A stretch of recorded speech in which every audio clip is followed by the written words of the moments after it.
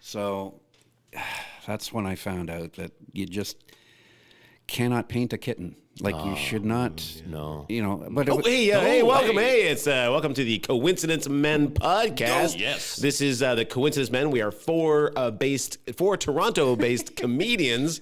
We are based. We are based. Oh yeah, we're baked, man. No, we're not baked. We're basted. Toronto-based comedians, and we form the Coincidence Men. I'm Ralph. I'm Gord. He's Gord, he's Ralph, I'm Carrie, Yes. and Marcel is not here.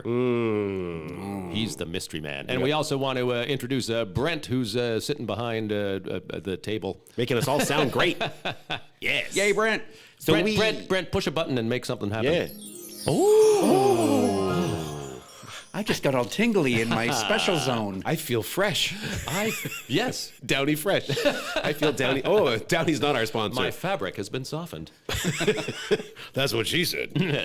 We are the Coincidence Men. As I have said, we have a monthly show the fourth Friday of every month at 8 o'clock at the SoCap Comedy Club. That's And at it's- 154.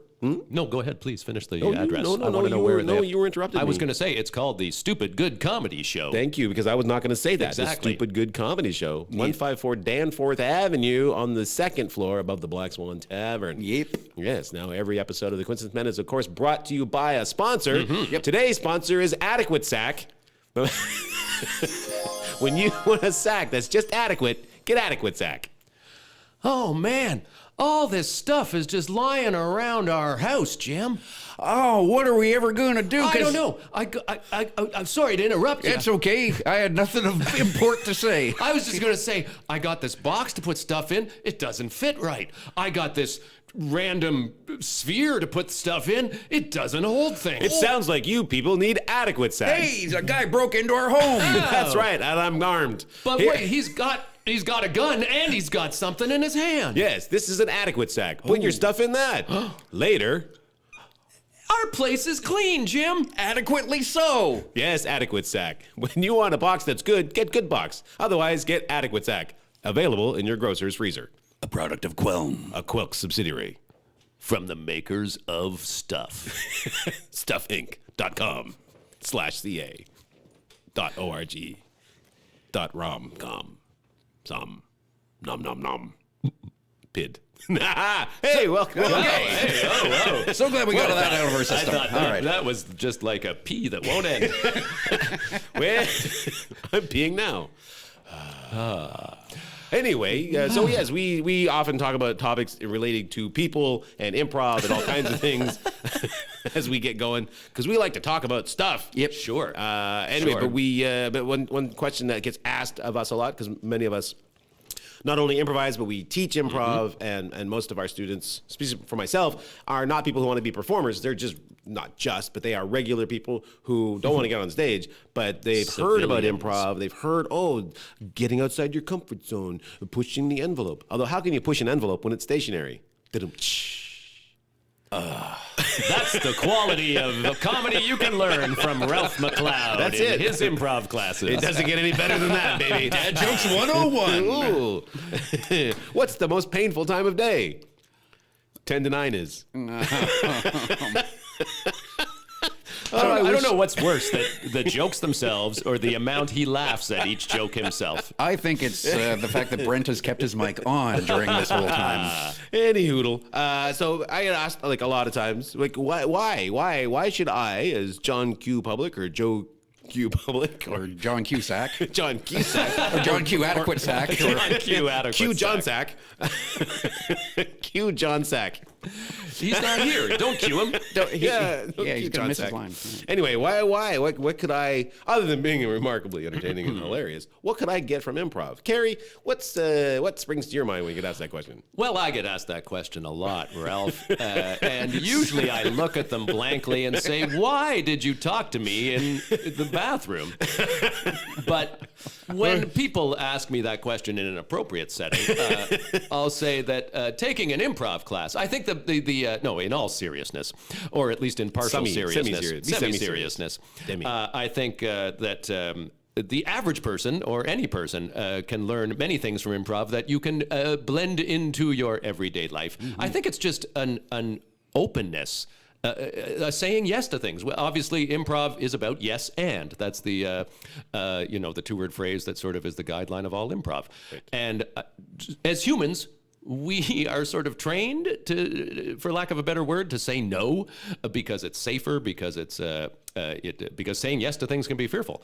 But improv opens up our minds to be like, let's be open to things, whatever it is, in any instance, in just everyday conversations, in life, in whatever, trying new things, being open to things. That's I think the biggest thing. 100. I definitely agree with that. Yes, the possibility, because there's no possibility in no. Right. There's nowhere to go. It just kills any kind of idea and it shuts things down. But yes, it is fear, but also there's that exhilaration or excitement of like, ooh, the leap, the jump into the unknown and being okay. And it doesn't even mean like huge life-changing things. It could be just saying yes to, I don't know, trying a new food or watching a movie that you weren't instinctually going to watch. I don't know.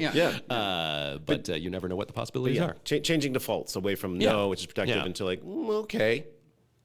I'm listening. I'm open to the idea. Gord, what do you Well, when people ask me that question, often my first reply is, why are you in the bathroom? Je ne parle pas l'anglais.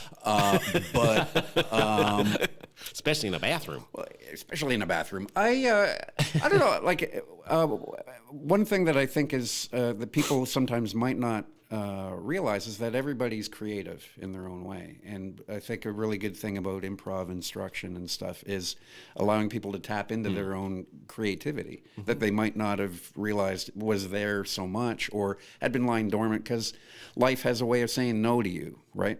So we get no every day from the job or whatever. So improv sort of throws all that upside down for people. And it's really fun to see over time, if you're teaching a weekly class, for example, it's really fun to see the light bulb gradually start turning on as they get more and more, exposed to different exercises and different possibilities. And again, sort of opening up to yes. But it's an evolutionary process for some people. It's not a right away thing. Oh, absolutely.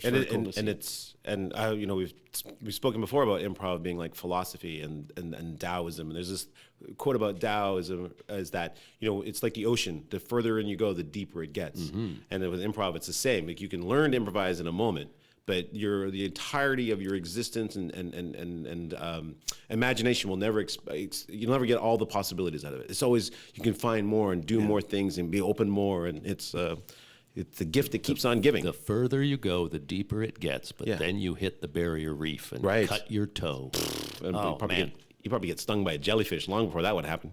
Crikey. I would. This is a really great question, and I have like 4,000 answers. Yep. Well, we're in the bathroom. We got time. It's all good. So, yeah. Oh, now you'll talk to me. It builds empathy because you practice being other people, and sometimes you'll be a father in a scene and a daughter and all the different kinds. So you see the world through different points of view, which is really great. But I think right now, and I have to say play. Play is something that we don't do as adults because I guess it's seen as like only for children. It doesn't produce something. It's not great. But I've learned recently listening to the Andrew Huberman podcast, who's a medical science researcher, and he did an episode on play. And what he said about play was something I did not know, is that it is, he called it homostatically regulated, which means it's something if you don't have, you crave. So like water. Right. If you don't drink water, you get thirsty. If you don't sleep, you get tired. Those are homostatically regulated. Play is the same way. If you don't get it, your body craves it. And then if you don't do it, well, then that's going to come out in other ways. So just getting in a room with other adults and going back to that time when you had imaginative play. And not because it's just a fun thing to do, which it is, but also how it helps you be in presence and your brain gets a little break. All those little things in your head, all the worrying about things you can't control, worried about the future, depressed about the past, all of that goes away and you exist in a space and time with other people where time loses its meaning. And the definition of play that Andrew Huberman had, which I love, is that play gives your prefrontal cortex, the thinking part of your brain, a chance to have an experience it can't have in the real world. I was like, that's amazing. Oh, just like heroin. Yes, yes, but it's much more deadly.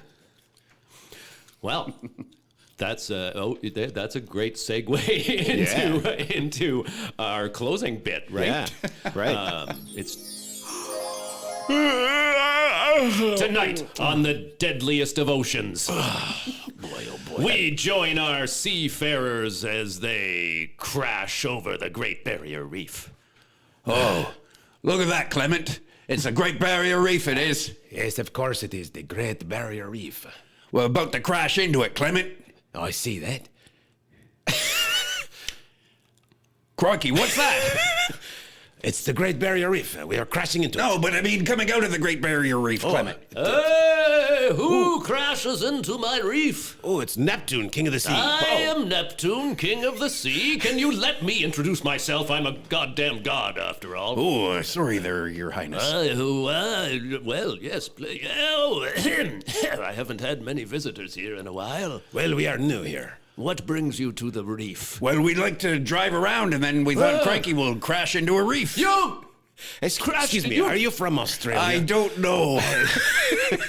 I'm gonna eventually land on a voice. I think I'm gonna do this one now. You are like myself. You could be from anywhere. God knows. I'm gonna be a pirate now. Don't you two know each other? Oh, I just don't know myself. Well, no, we just met in the bathroom. Oh, well, I have... Wait, the bathroom on the boat? You mean the head? Oh, That's what you call the bathroom on a boat. Anyone who crashes into the reef must come and live here for all eternity. Come with me. Hey, look at this, though. We can breathe under the water. Yes, I gave you the magic of Neptune. oh, You didn't even feel it. no. No, I touched you. Just gently and appropriately. Wow. Well, this is quite the underground lair you got here, Neptune. Yes. I'm just enjoying watching you move around the planet from different places to different place. I'm sure Transylvania will come up in a little while. I cannot wait. Where are you from, Neptune? I am from the sea. Well, the sea's a big place, eh? Yes. Don't you have like cities in the sea? There are many cities in the sea. Name one. Trong. What's a feature of Trong that we should know Why about? should I spend my weekend in Trong? Why, Trong has the greatest hamburger helper ever served on Earth. Wait a minute, you have cows? Sea cows. Sea cows. cow. Yes. The manatee. I see cows. Anyway, it's been a great time playing with you. No, Neptune. you don't get to leave. You are here for all eternity. Have you become Rosanna Dana now? What's going on over there? That's a very current reference that nobody will get unless they are north of 75. Here's my trident. Trident. And here's my wig. Yes, it was a wig this whole time. I've been waiting for some travelers to happen across here because the curse of,